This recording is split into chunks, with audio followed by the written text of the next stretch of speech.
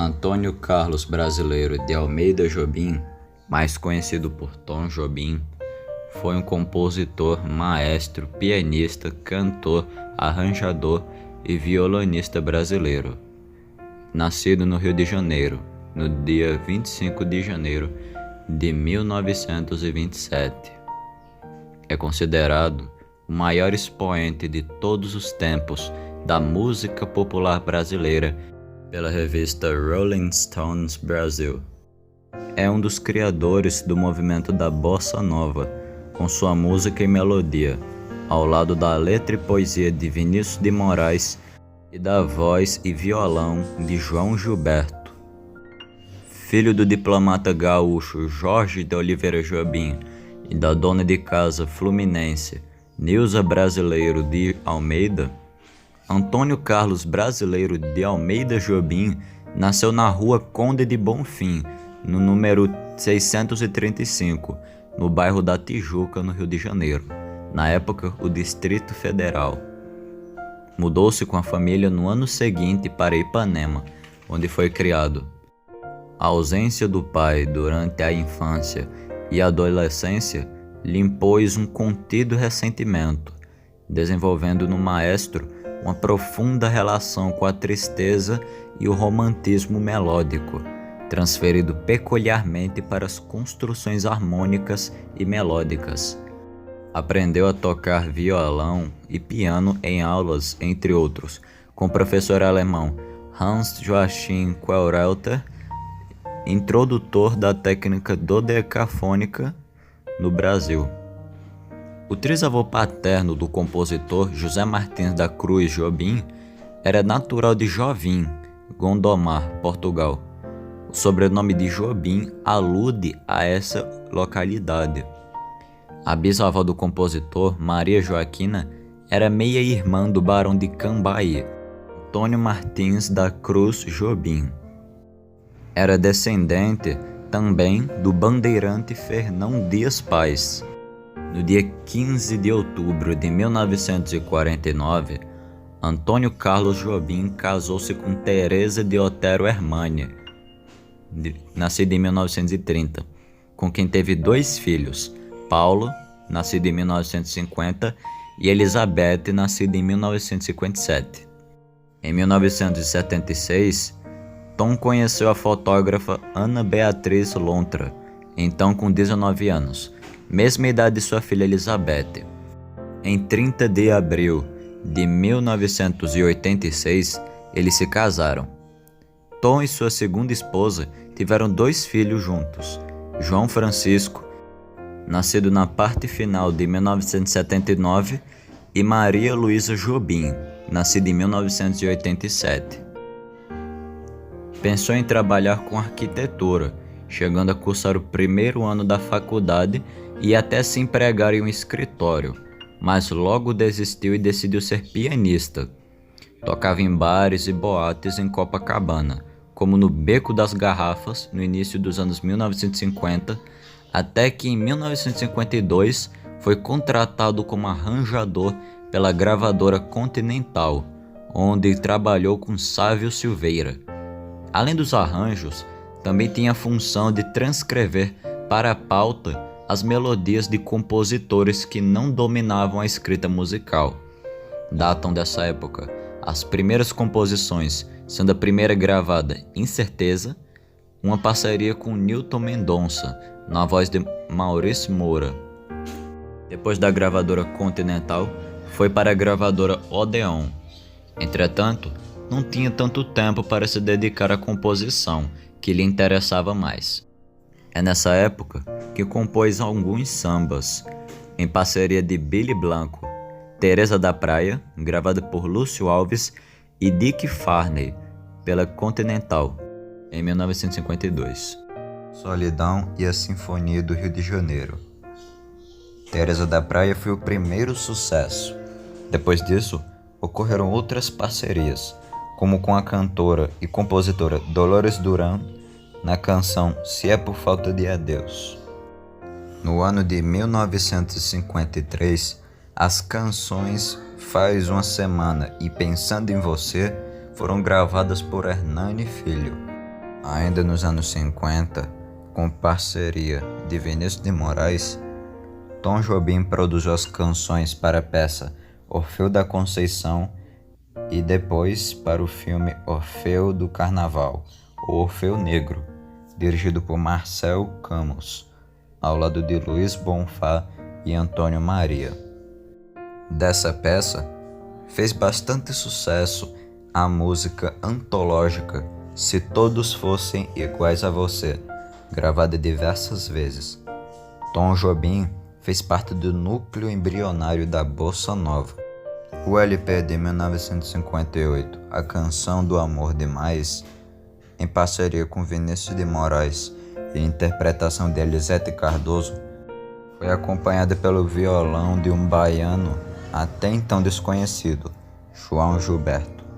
A orquestração é considerada um marco inaugural da Bossa Nova, pela originalidade das melodias e harmonias.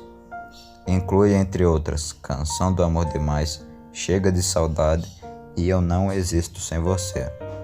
A consolidação da Bossa Nova como estilo musical veio logo em seguida com os 78 rotações Chega de Saudade, interpretado por João Gilberto, lançado em 1959, com arranjos e direção musical de Tom, que selou os rumos que a música popular brasileira tomaria dali para frente. No mesmo ano, foi a vez de Silvia Telias gravar Amor de Gente Moça, um disco com 12 canções de Tom, entre elas Só em Teus Braços, Dindi, com Aloísio de Oliveira, e A Felicidade, com Vinícius de Moraes. Tom foi um dos destaques do Festival de Bossa Nova do Carnegie Hall, em Nova York, em 1962. No ano seguinte, compôs com Vinícius de Moraes um dos maiores sucessos e possivelmente a canção brasileira mais executada no exterior, Garota de Ipanema.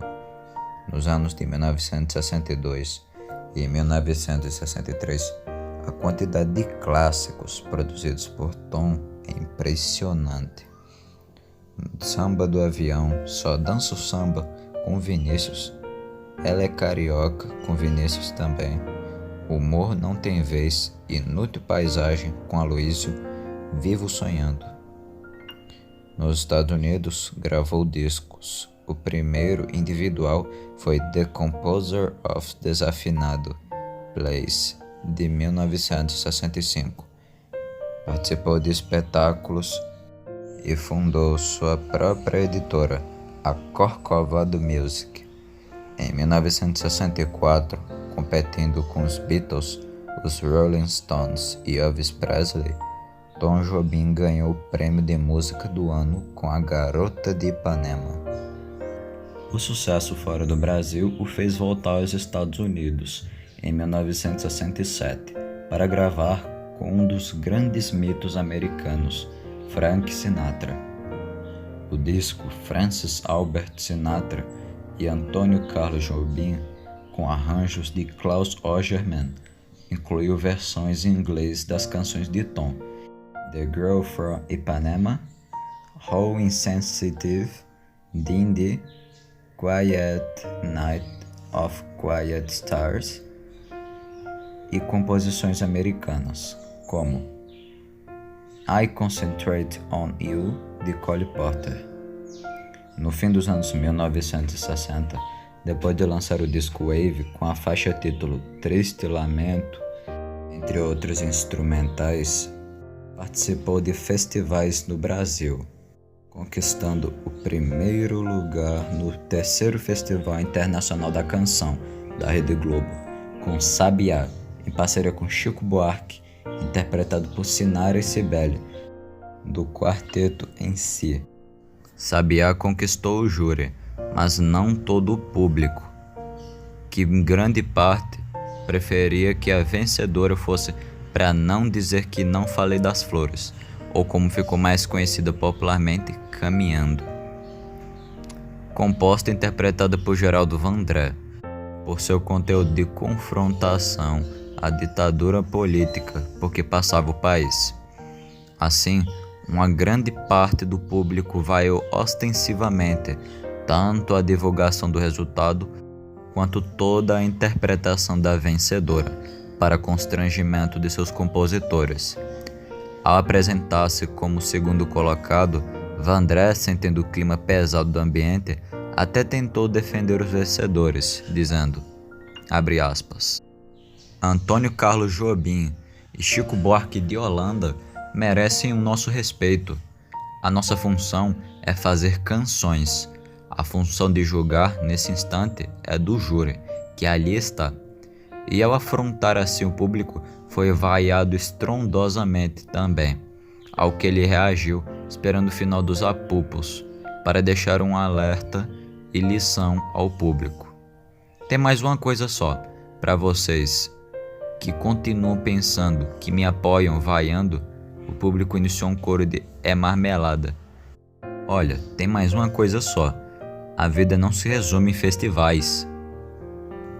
É reconhecida a influência de Debussy e Ravel na música do maestro Antônio Carlos Jobim, que utilizou motivos impressionistas e estruturistas harmônicas semelhantes às desses compositores, em suas músicas populares como nas eruditas.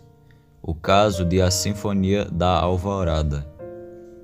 Uma das marcas de Tom era a incrível capacidade de dotar de leveza e elegância a complexidade e a densidade elevadas de suas composições.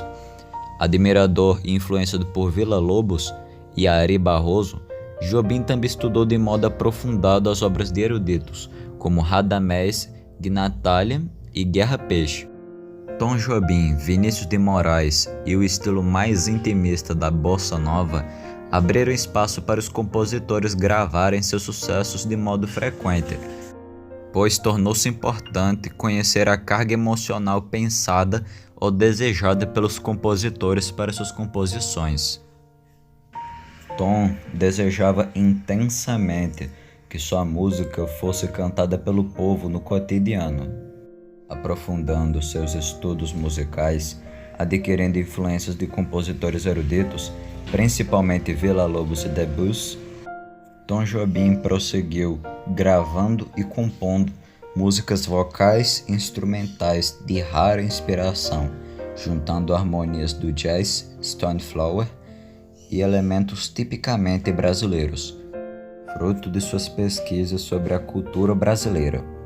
É o caso de Matita Perê e Urubu, lançados na década de 1970, que marcam a aliança entre sua sofisticação harmônica e sua qualidade de letrista. São desses dois discos, Águas de Março, Ana Luísa, Lígia, Correnteza, O Boto, Ângela. Também nessa época gravou discos com outros artistas, como Elis e Tom, com Elis Regina, Miúcha e Tom Jobim, e Edu e Tom, com Edu Lobo.